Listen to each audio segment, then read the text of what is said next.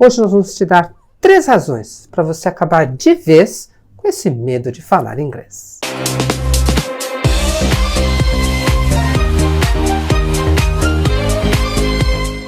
Olá, welcome to mais um vídeo do Fast English One.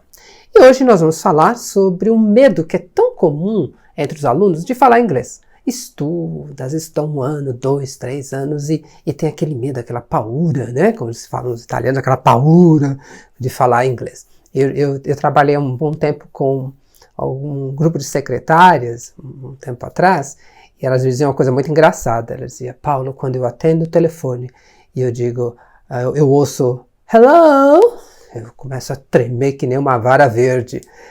Então esse é um medo. Que é muito comum, mas não tem muita razão, porque quando a gente vai olhar para o inglês, para comparar com ele é uma língua bastante simples comparada com a nossa. Então, 3 razões para você perder de vez o medo de falar inglês. Bom, primeira razão, inglês não tem conjugação por pronome.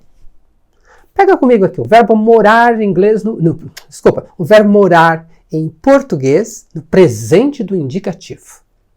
Eu moro, tu moras, ele mora, nós moramos, vós morais, eles moram. Quer dizer, em português cada um aqui mora de um jeito, né? Eu preciso brincar com os alunos. Em inglês é muito simples. I live, you live, he lives, she lives, it lives, we live, you live, they live.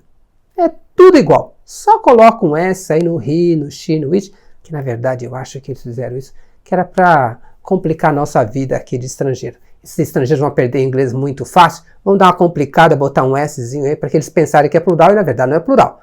É a forma afirmativa no presente simples para o he, para o she e para o it.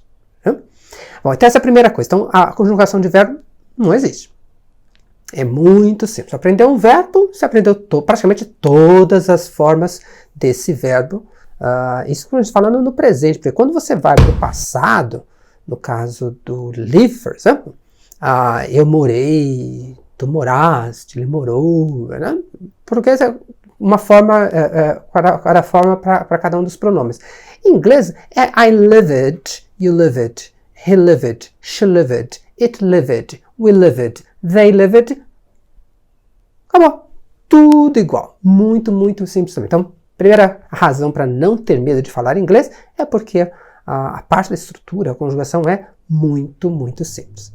E aí vamos para ainda, se a gente ficar na gramática, tem uma coisa muito legal no inglês, por exemplo, que nós não temos no português. Quando você vai fazer uma pergunta de confirmação, então, em português a gente diz, você mora em São Paulo? Ah, sim, eu moro. Não moro. Você gosta de chocolate? Sim, eu gosto. Não gosto. Então, em português nós repetimos os verbos da pergunta. Em inglês, não. Em inglês, a gente tem uma regrinha, quando você está trabalhando com perguntas de confirmação, que é quem pergunta, responde. Então, se a pergunta foi feita com do, a resposta é com do. Se for feita com did, no passado, a resposta é com did. Se for feita com have ou has, em present perfect, have ou has. Would, é assim que funciona. Então, por exemplo, do you live in São Paulo? Yes, I do. Do you like chocolate? Yes, I do. Do you study English? Yes, I do. Do you read the newspaper every day? Yes, I do. Do you swim? Yes, I do. Yes, I do para tudo. Então, é uma língua... Quando você vai para a parte de... quando você vai responder para perguntas de sim ou não, é muito, muito simples. Ainda na gramática.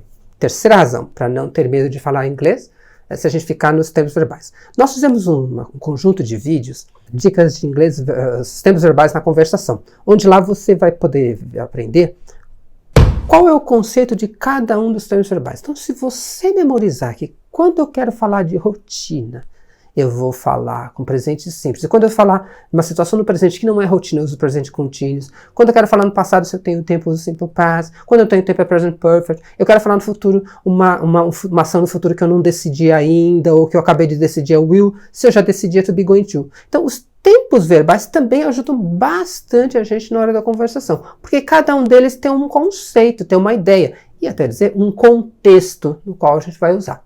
Né? Então, se você focar nessas 3 razões, então, não tem conjugação.